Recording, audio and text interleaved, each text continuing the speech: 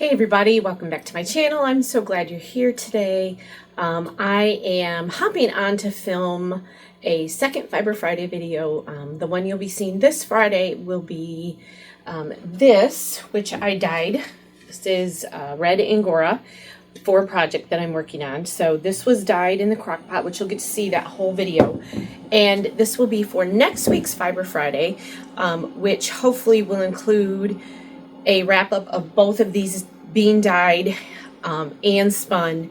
I am working on an earring project for February, and so I have hopes that by February 1st, I'm going to have some earrings on the website for Valentine's Day. Obviously, they will be red and pink themed. I think I'm going to do the three different kinds of earrings. I have the leaf earring that I make. I have the small circle and the larger circle. So those will be the three that I'm going to focus on right now. I have a few other patterns that I'm working on that I might pop in there. So today we're going to do the pink dye. I just got this in the mail last night. I haven't even opened it. So let's get it opened. And I am going to, we're going to crock pot dye again because it is a really easy way to do this without having to hover down here watching over it. This time I have the rest of my white Angora, and it was actually 3 ounces, just over 3 ounces. So this red that I did was 2 ounces. I used a 1/4 teaspoon of the dye, and I'm going to do the same thing for the pink. I want the pink to be more of a bubblegum pink. So I'm going to use the 1/4 teaspoon to start out. This is 1 ounce more fiber. I don't think I do much more of that in this size crock pot. That's because you do want to have that movement so the water can kind of get through the fiber. So I've got the crock pot's on, it's plugged in, it's turned on high, and I have the water and the vinegar in here. I've already I have put soap in water and got my fiber all saturated, and we're going to do the dye part now. I'm going to take 1/4 teaspoon, and like I said, this is just a pink, so this should be more of a true pink. We'll get that in there, and I can add more as I go along if I need to. I'm going to stir that. I have a couple of glugs of vinegar because we're real technical around here. And we will go ahead and get just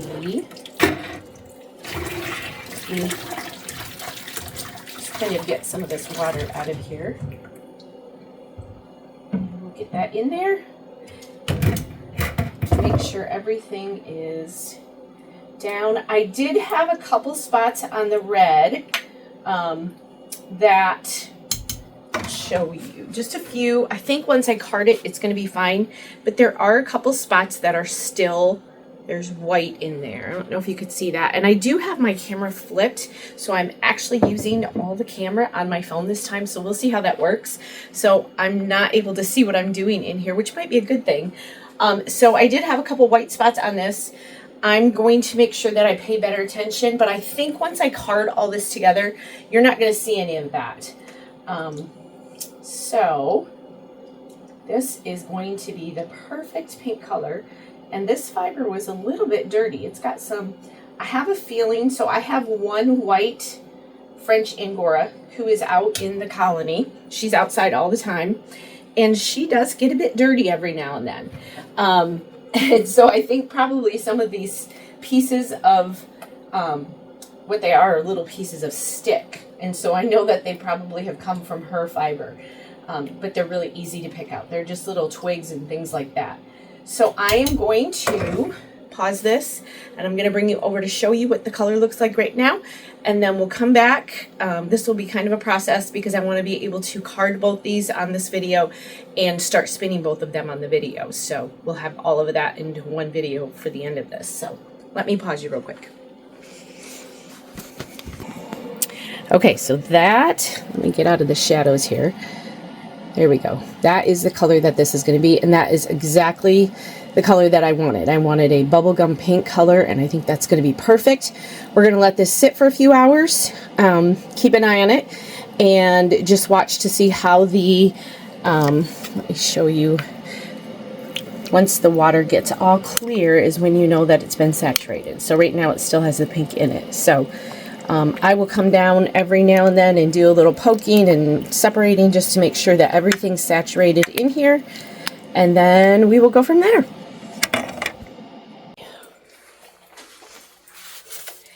Okay guys, this has been in the crock pot about 3 hours now.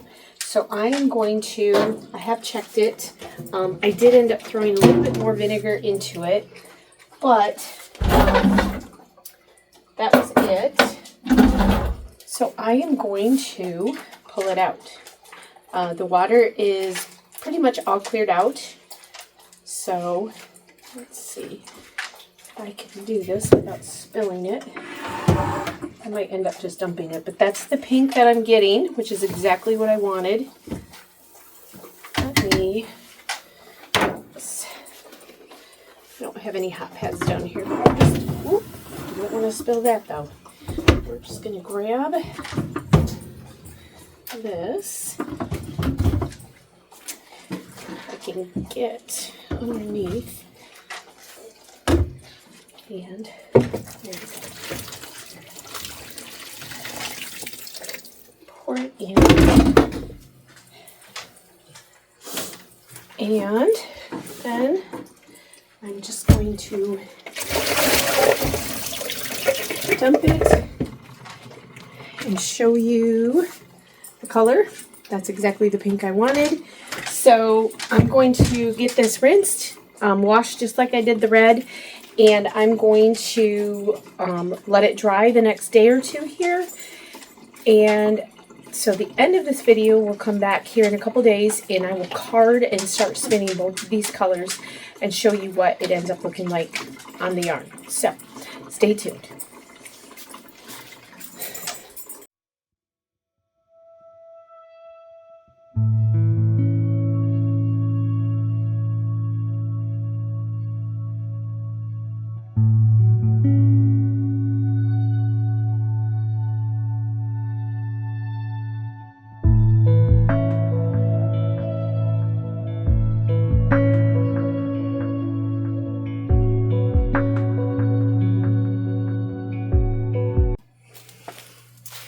Welcome back, guys. This is the end of the pink dyeing video. I'm going to kind of wrap it up here. You saw the red dyeing video last Friday. This will be the end of the pink dyeing video, and I'm just kind of showing you what I'm doing with the two fibers. Right now I'm sitting here carding the pink. Turned out beautiful. So I'm using my hand carders. A lot of times I do not hand card. I don't care for drum carding my Angora. I've talked about that before. I feel like it pills up by itself. If I blend it with something else, it seems to do okay. But when I'm just drum carding Angora, it gets those little pills that happen when you're doing that. And so I don't like doing that. I prefer hand carding if I have to. When I am grooming my rabbits with just the comb, I don't have to do any of that. I just groom them with the comb and then go right to the spinning wheel with all of that fiber, which you've seen before. And you've actually saw my Monday video with all of my white rabbits, hopefully by now. If you haven't, go back and watch that one. I had a lot of white that I got done this week, so I was happy to have that done. So now I have a big pile of white Angora to work on.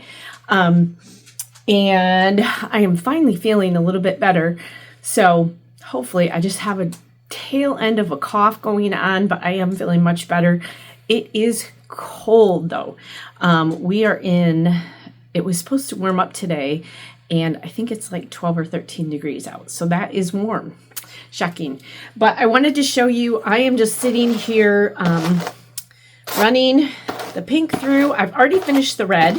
So here in a second, I'm going to go right to my wheel. I've got that sitting here next to me. I'm actually back down in my little space down in the basement today. I've been working down here partly partly because I spent the day yesterday cleaning upstairs and vacuuming and everything because I had brought all the rabbits in to groom them.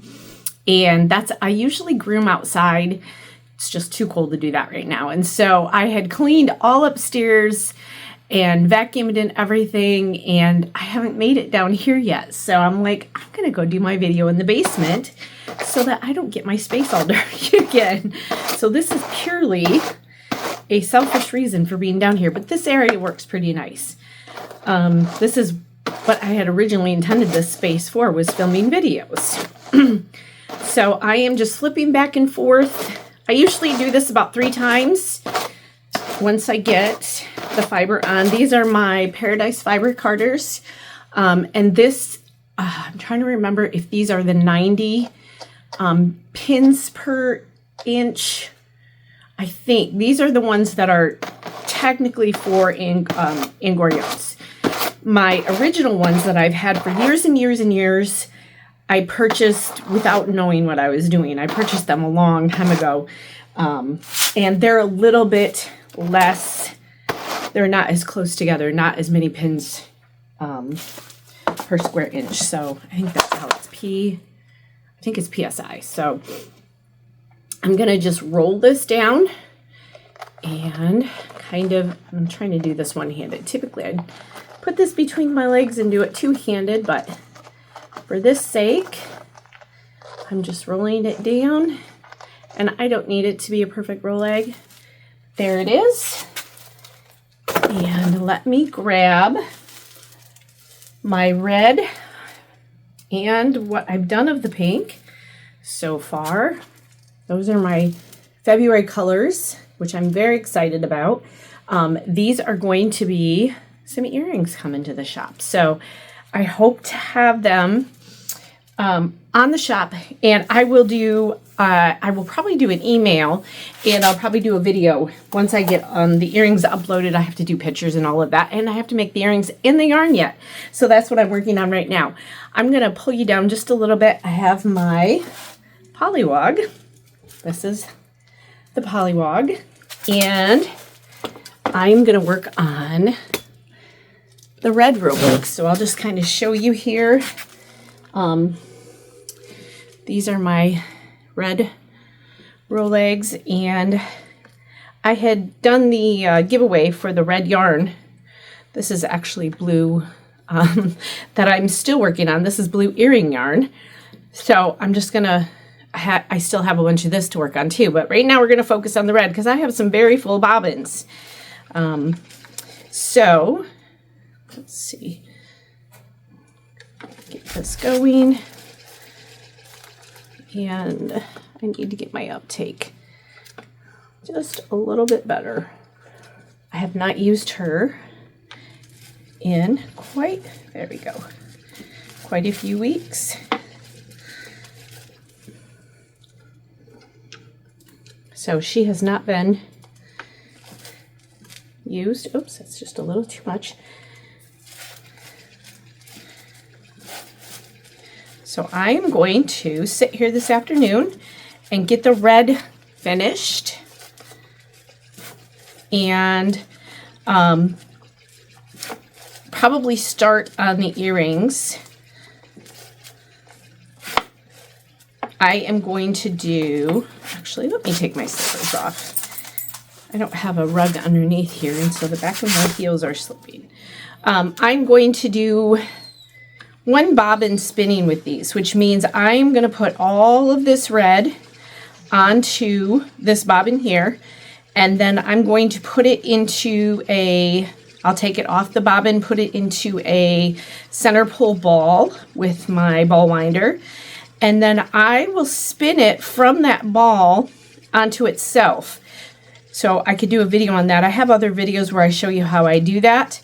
That's the simplest way to not fill up a ton of bobbins. And this isn't a lot of fiber. This is 2 ounces of red and 3 ounces of pink. And so the